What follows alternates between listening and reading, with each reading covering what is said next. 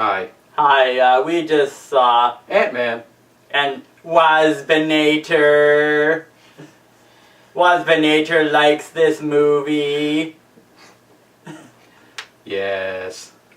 Yes. No, yes. Well, that's just prime.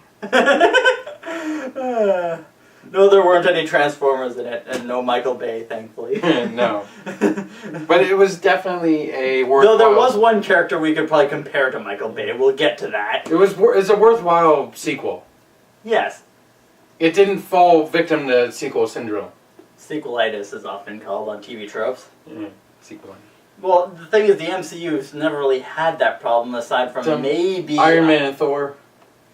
That was that was phase 1. They were still working out the kinks. Yeah. But so basically, Antman and the Wasp takes us from the end of Civil War up to Infinity War. Why? Speaking of that's yes.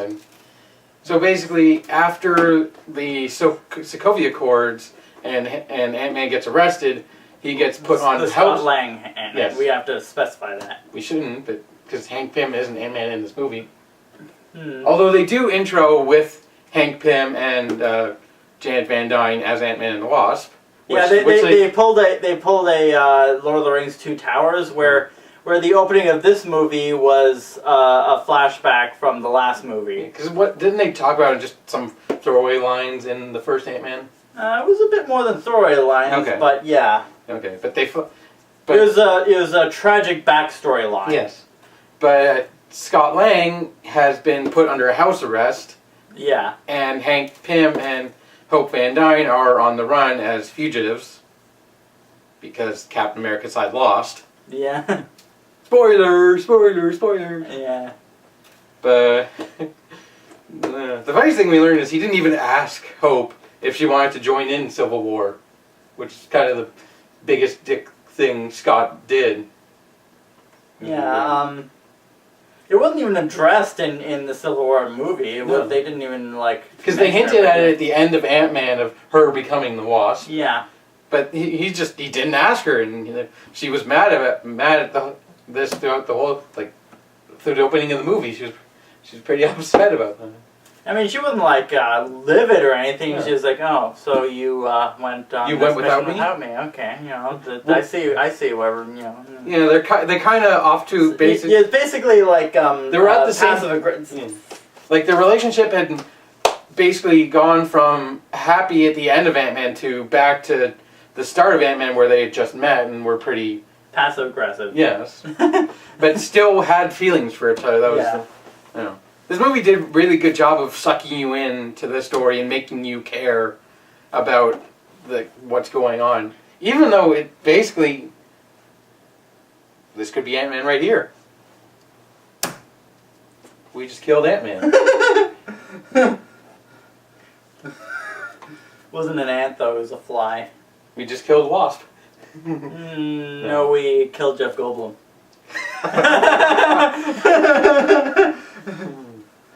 So, at that point, one of the overarching threads of the movie is how many times can Scott Lang escape to be Ant-Man, but also be home before the FBI finds him out? Yeah, and you know those sort of sitcom 90s teen movies, oh no, I'm on detention, but oh no, I have to go save the world, oh no, I gotta be back for detention, oh but I gotta save the world, The Power Rangers have done that at least multiple times. Yeah, it's a very 80s and 90s But it worked because it was funny. Yeah. In this scenario. Yeah, they freshened it up. Yeah, they had a giant ant take his place. Yes, with wearing the leg brace. Yeah. And doing everything Scott Lang would do in his daily routine, which includes nap for 9 hours, watch TV for 7 hours, use the bathroom for 2 hours, and Hope's whatever that. I don't want to know what that. Yeah. So basically, the main crux of the movie is Hank and Hope are trying to get Janet back from the quantum realm. Because Scott went there, which made it the idea that it's possible to get back there. Exactly. And at the same point at that, Scott is acting as basically the gateway for Janet to interact with the outside world. At first, it was just a vision where he basically... vision. Haha. But he basically takes over her body uncontrollably and has... No, she takes over his body. Well, no, She takes over his... No, not right away. He's in the bathtub and he has a dream to being back in the quantum realm. Yeah. And then the other part of his dream is he is in Janet's body playing hide and go, like peekaboo with, or not, hide and seek with Hope. Yeah. And that plays a pivotal point to how they rescue her. Help me, Scott Langer, my only hope. So then the rest of the movie is them basically trying to build the quantum tunnel and save Janet, but also having to fight off this character called Ghost, who we learn has been exposed to a quantum explosion, basically. Yeah. Like in one scene, Scott Lang's like, do you guys just literally put quantum in front of everything? Yeah, because Scott is basically the audience in that movie. Unless there are any, like, physicists in the audience, but yeah.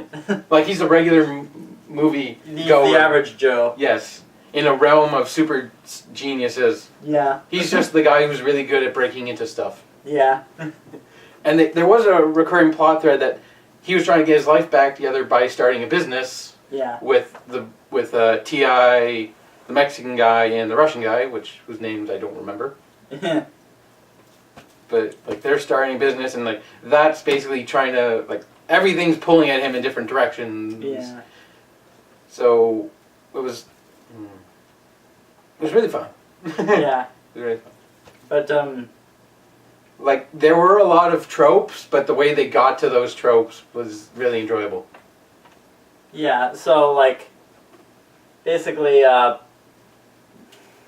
Hank Pym and Hope Van Dyne need Scott Lang's help to finish building the quantum tunneler.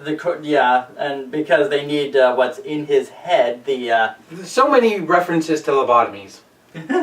Like every time I'm just gonna get lobotomized. And thankfully that's not. Like even Ghosts, like I need what's in your head. But yeah, so then because Scott is basically the point, the conduit, for Janet. Yeah, and where it's realized later that she didn't just put a memory in his head; she put it basically an antenna.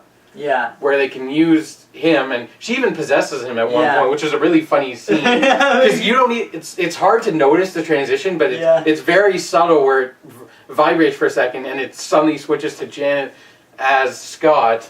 Yeah. And suddenly the family's reconnected, but then when she leaves, he's just like, "What? No. Why am I holding your?" He's like,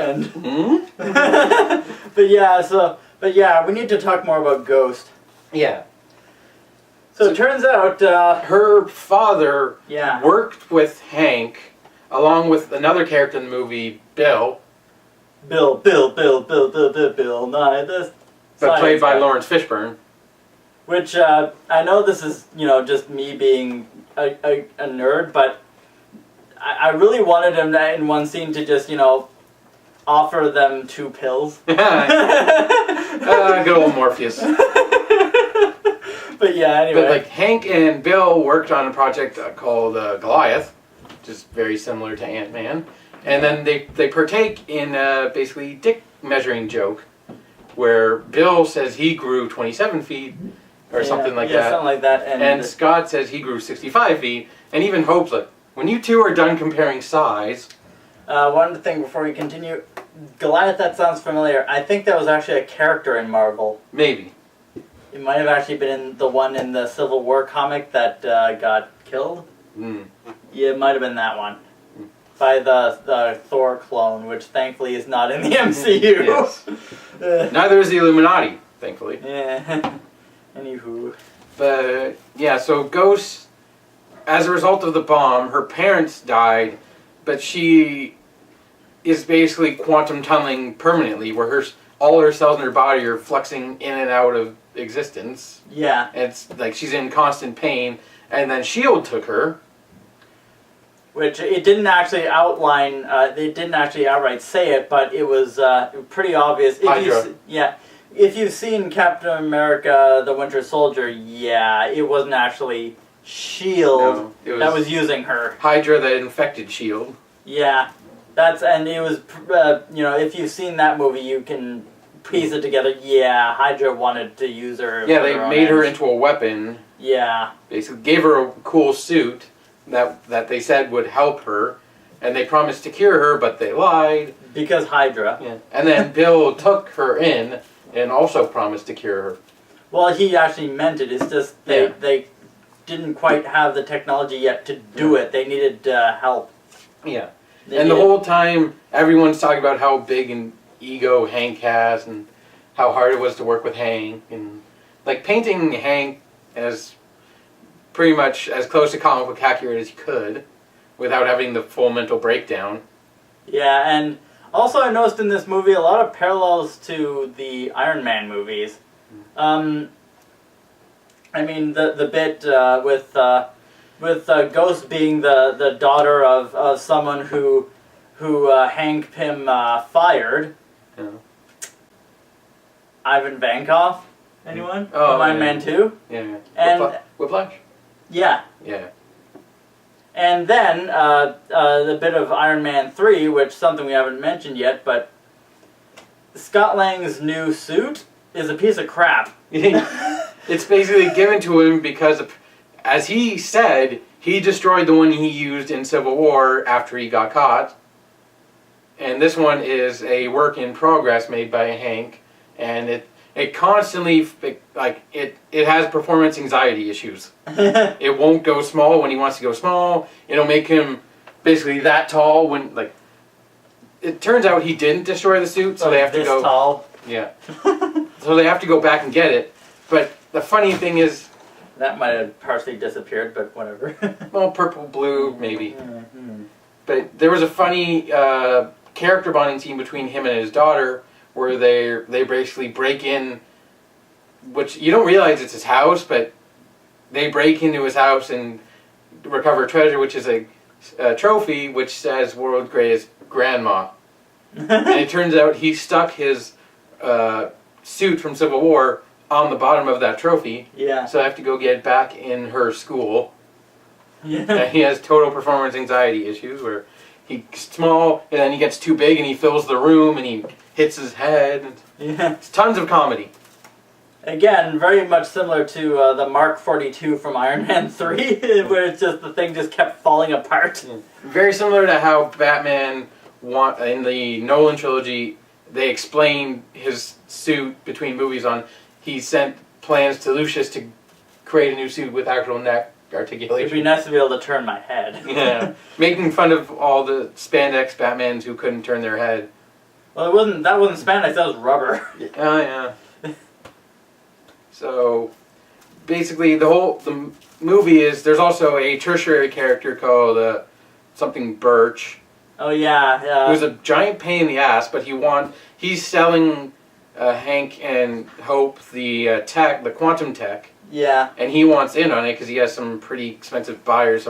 Yeah, he's like a gangster or a mobster or something, sort of. And of course, mobsters own a restaurant. Yeah, well...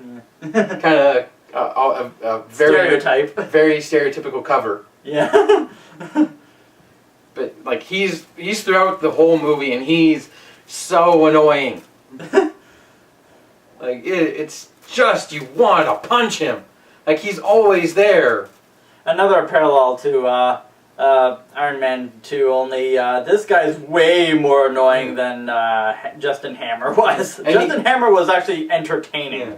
And he has a associate in the FBI. Yeah. On the team that are after Hank, Hope, and Scott. Yeah. So it's basically, he's just the worst. He's the slimiest slime ball you can... I'm trying to think if there were any other side characters in the MCU that were like that. Maybe, but yeah, maybe not to that extent. Yeah, but he's the most fresh in my memory that I just want to punch him. There's surprisingly no killing in this movie. Yeah! That's something I noticed as I walked in. Like, wait a minute, not a single on-screen death. Not one. Like, it's alluded to that Ghost has killed people. Yes, but we're not shown it. Well, they've showed video camera of her killing, I think, like snapping a soldier's neck while being trained. Again, but nothing in the present tense of the movie. Yeah. So, in a sense, she's like Killmonger without the killing. So just the monger? The ghost monger, I guess. Yeah. But she is very a sympathetic kind of villain. Like, you don't want, like... Marvel's been getting better at that. Yeah. 3 times in a row. Actually, more than that. Yeah, like Killmonger, sympathetic. Thanos... Sort of. Well, I mean, he's not sympathetic, but you can kind of understand his... He's wrong, but you can understand why he would come to that conclusion. Mm-hmm. And then, of course... The Vulture. Yeah, I was going to mention him. It's a lot of villains where you want to see them stopped, but you also don't want to see them, like you want to see Vulture feed his family. Yeah. You want to see Ghost survive and, like, be cured. And you can understand why Killmonger was so messed up. Yeah. And the same thing with Thanos. You don't want them to succeed, but at the same time, you can understand why they would be on the path that they are. Yeah. So we get to the point where everyone's chasing after the building where the lab is in, because it's been constantly shrunk and grown throughout the movie. Yeah, they turned it into a suitcase. Yeah. Again, more Iron Man. Hank Pym has a case. You open it up, and it's just a bunch of cars that all have the ability to shrink and grow, because they all have the technology to shrink and grow inside them. Yeah. It's like, he's been preparing for this for a long time. Well, yeah, he would. That's the kind of character he is. Yeah. So Hank finally goes to the quantum realm after we got some fighting between him and Bill.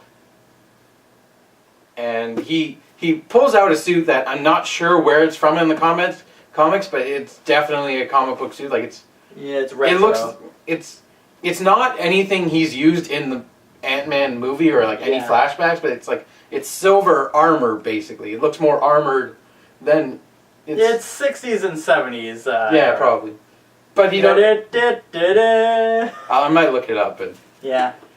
He goes to the quantum realm and he ends up saving Janet, who apparently, due to her time in the quantum realm, has like evolved to the point where like she's not necessarily completely human anymore. It's full of stars.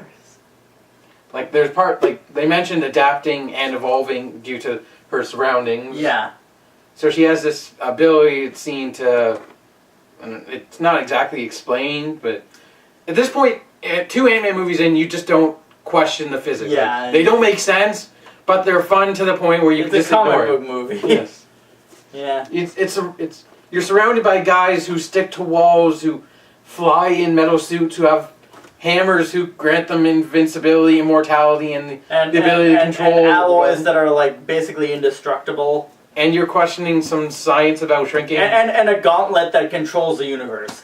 I'm not going to question shrinking and growing, because it is an effective tool to fight with. Yes, in this setting, in this fictional setting, yes. Because you can, it's fun. It makes fight scenes a lot of fun, but it also makes them hard to root against the heroes, because you know it's hard to kick a hero's ass when you're that big. Like Ghost, or when you're the size of a frickin' building. Yeah, Ghost does a good job of getting in shots. Like she's a formidable opponent. Yeah. Because of her training, so she can. But like, it takes them a long time to get distract her and confuse her and beat her. Yeah.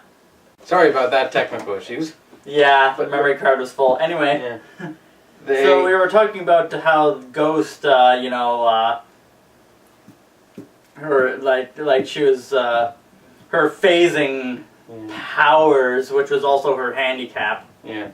Because apparently, due to that accident when she was a kid, she can't control her phasing, and it was eventually going to kill her because she was just sort of kind of gonna fade out of existence completely. Like all her molecules is gonna go. Yeah, so she wanted to take Janet Van Dyne's potential energy stored up with 30 plus years in the quantum realm and hopefully revive her, which Janet did anyway just by touching her. Yeah, because apparently Janet could do that now. She brought that superpower back that she can evolved. Like, the quantum realm changed her. Yeah. So then everyone, we get a happy ending. The bad guys are arrested. Oh, there was the bit in it where they used truth serum on the sidekicks, and there was a whole back and forth argument on it's not truth serum. Yeah. And then that joke gets paid off with the bad guy who administered the serum gets it administered to him. He's like, it was truth serum. Yeah, and then like the ghost and not Morpheus. Bill. Morpheus, the science guy. They escape, you know, but their fate is indetermined. Yeah, and we get the mid-credit scene where it's Scott, Hope, and his daughter are basically watching a black and white movie of like when ants attack or something. It looks like it. Because it's an ant, a giant-sized ant. Yeah, I don't think that was a mid-credit scene, though. That was before the end of the movie. No, that was at the end. That was the end. And then the credits ran. Yeah. So it wasn't a mid-credit scene. It was before the... Yeah. Basically the same thing. Oh, no. They're like on a laptop. They're all tiny. Yeah, all the cars are tiny. And Hope and Scott are basically that confirmed to be partners because his daughter's like, I wanted to be his partner, but he wants you. And they're like, aww. Well, maybe she'll if the MCU ever goes 2099, then maybe. I think that's what they're implying, that his daughter could be a superhero in the future. Because apparently his daughter also takes over for Antman after Scott in the comics. Yeah, so, I think it's something like Scott dies or something and she takes over. Yeah. So, maybe. But then, I forget what the mid-credit scene... Oh. Yeah. Oh. This movie did... Here's the thing. It suckers you in, it makes you feel emotional, and then right at the end, it kicks you in the nuts. Reminds you... Oh, yeah, remember that last MCU? Remember what happened at the end of that one? Remember? You remember? Here's a reminder. So they basically, in a van, they set up a smaller quantum tunneler. Yeah. Because Janet is also a brilliant scientist. Yeah. And understands everything that's been going on. And somehow aged to the same rate as Hank did while she was in the quantum realm. What did she eat? Maybe she adapted to not needing food. Mm. Oh, we also got scenes while he's going down to the quantum realm of these bugs. I forget what you call them. Tardigrades. What are they exactly? Tardigrade. They're a microbe. Okay. And she mentions that to Scott. She's like, don't. Like, they're cute, but they'll eat you. Yeah, because they tried to eat Hank. Yeah. Before, because his ship malfunctioned, obviously. Yeah. I know what they are because I watch a lot of science documentaries. Okay. So. But he goes back into the quantum realm in the van to get some quantum healing particles to heal Ghost. And at that point, they go, Janet, Hank, and Hope all go, bye-bye. Yeah. And he's stuck there thinking they're pranking him when they're dead. Yeah. They are dead until everything gets reset. Yeah. Basically. But however, there's one little throwaway line that Janet mentioned after the tardigrades thing. Don't get caught in a time vortex. We won't be able to bring you back. So it leaves options on how they can rescue everything and prevent. Like, it's just a theory, but yeah, it gives you options on loopholes on how to save everything and defeat Thanos. Because a lot of people have been speculating that the next Avengers movie is going to be all about time travel, and that they're going to be reshooting scenes from a lot of the previous MCU movies, but with characters who weren't in those movies, but are in the newer movies, going back and interacting with, and even some of the characters interacting with their younger selves. Like, I've seen images of Steve Rogers all cleaned up, like his beard shaved and his hair trimmed. Yeah. So yeah, I think that's maybe what they're gonna do. Maybe. And that may be the key to doing it. I did see a potential spoiled title called Avengers: The Endgame, but I mean, it's not 100% guaranteed that's even real. Again, it may just be a fan theory since it's one that would make sense considering Doctor Strange's last line in Yeah. we're in the Endgame now. You only saw one timeline where they win. Yeah. And also, in the Endgame now. you gotta think Captain Marvel is gonna be Yeah. soon, because she's gonna be the lead after this, I believe. Yeah. She's gonna lead the Avengers after all the stuff with Thanos, I'm pretty sure. Yeah. And we don't know who's actually gonna survive. I can guess some characters are gonna survive, like Black Panther, Spider-Man, Doctor Strange. Like some of the ones that have only had like one movie. Yeah. Like probably Ant-Man, even though like you could probably keep doing things with Ant-Man. His time's not done. Unless they just have Hope take over. Maybe, because I heard rumors that Michael Douglas, who plays Hank Pym, wants a Hank Pym prequel Ant-Man movie with who, Michelle Pfeiffer, was it? Yeah. Who playing Janet Van Dyne again, just as the younger selves. Or maybe they'll cameo in the Captain Marvel movie, since that one's going to take place in the 90s. Because I remember there were lines Hank had in Ant-Man 1 where he said he hated Tony Stark's father. So maybe they show that. Howard Stark, yeah. Howard Stark, and how they get separated like that. Like, what breaks them apart. And since it's going to take place in the 90s, that Captain Marvel movie, that's when Howard Stark and Tony Stark's mother died, the early 90s. So maybe they'll you could have a scene where, like Hank Pym gets the news of that happening. Maybe. Dude, 90s! Dude! But I think that wraps up Ant-Man and the Wasp. I think the lighthearted fun is a fairly accurate description for the movie, just not the end credit scene. Yeah, because, Infinity War. Yeah. But it's definitely... They had to do that. Yeah, it's enjoyable.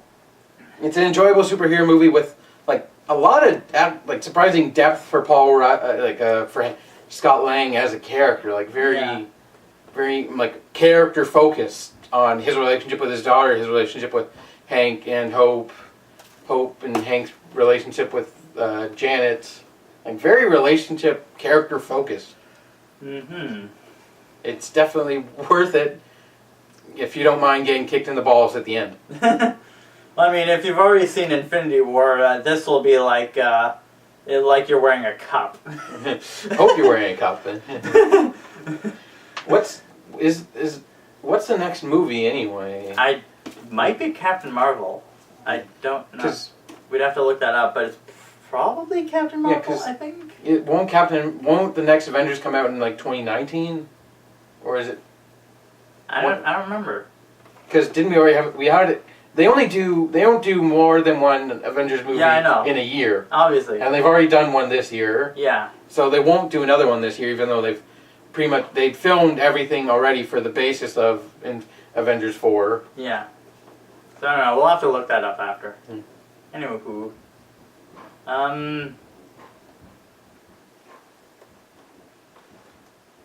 Thou shalt leave. And I don't know how to talk like Thor. Bye. I've been Ace, keep one up your sleeve. Bye. I'm not worried about your bye.